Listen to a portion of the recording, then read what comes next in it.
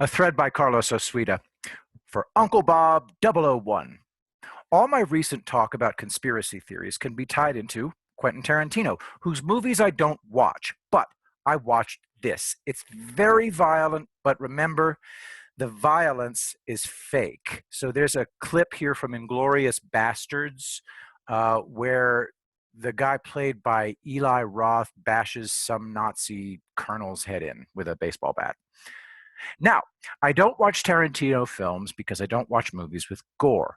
But if people watch his movies, that says nothing about them.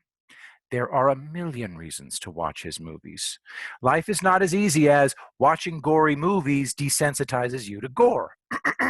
There are millions of reasons that so many people today are blockheads, but it's not movies. Too many people think everything is unreal. Everything is entertainment. That is the issue. What causes it? Crappy parenting. Period. Little kids are harmed by being left to their own devices.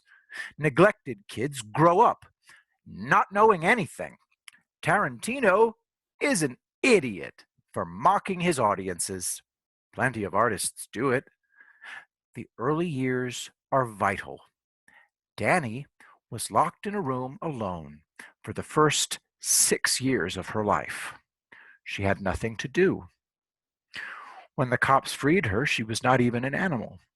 A couple from Tennessee adopted her and spent the next 12 years trying to save her. They couldn't. When she turned 18, they turned her over to the state. She was so destructive that the strain caused the couple to divorce. She lives in a group home now, unable to speak or communicate. Her father visits several times a year. Early stimulation causes physical development in the brain. One of the contributors to Alzheimer's is mental laziness. Use it or lose it. You can't make blanket statements about people who blank. So, for Quentin Tarantino to make fun of the people who made him famous is very bad karma.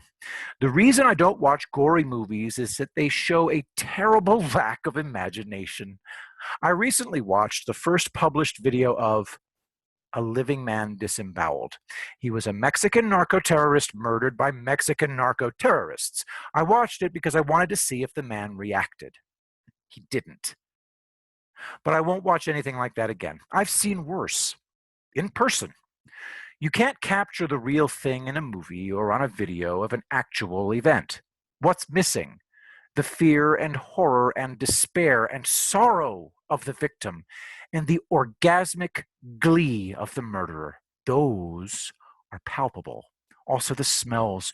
You don't ever want to smell anything like that. It's good that virtually none of you know the real thing. Therefore, I don't begrudge you watching those movies. It doesn't say anything about you. After all, you're just watching a movie. You know it's a movie. I do hold real gore aficionados in contempt, not one-time viewers watching something taboo.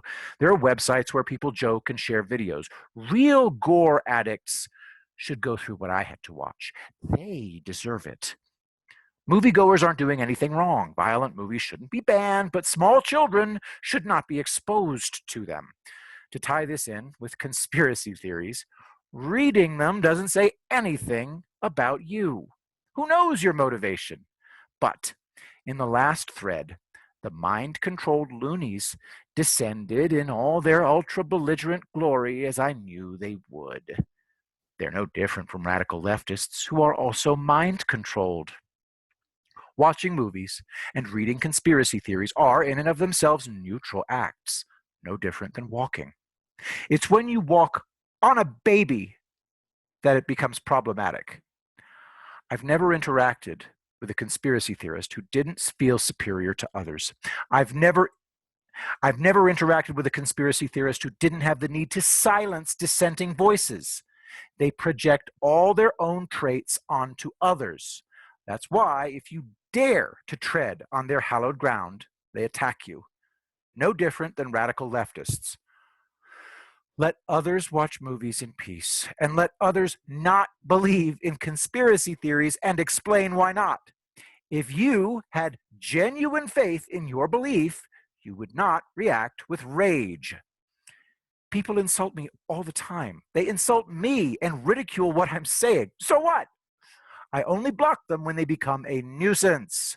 Their opinions of my ideas are a matter of complete indifference to me. If I wanted to, I could blowtorch beliefs left and right. Why don't I do that? Because I believe in live and let live.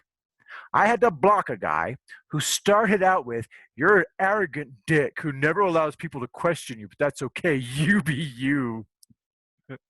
Textbook passive aggression. So I proved him wrong about not allowing people to question me, and then he lied some more. Then he started spamming me with insults, so I blocked him. Pathology, predation. Conspiracy theorists are predators. They go looking for dissenters to beat them into submission, all the while whining about how they're the victims. Conspiracy theories by themselves cause no harm any more than violent movies. It's when they impact lives negatively that they become a problem. There are no conspiracy theorists who can refrain from attacking dissenters.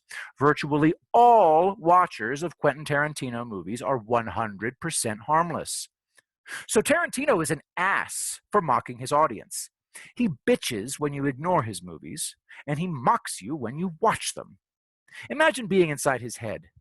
A fate worse than death. Addendum. I tell people conspiracy theorists can't refrain from trying to silence dissent. And it's like a summoning incantation. Time to try again is grimly plowing ahead like a fanatical leftist, totally lacking in self awareness, proving my point.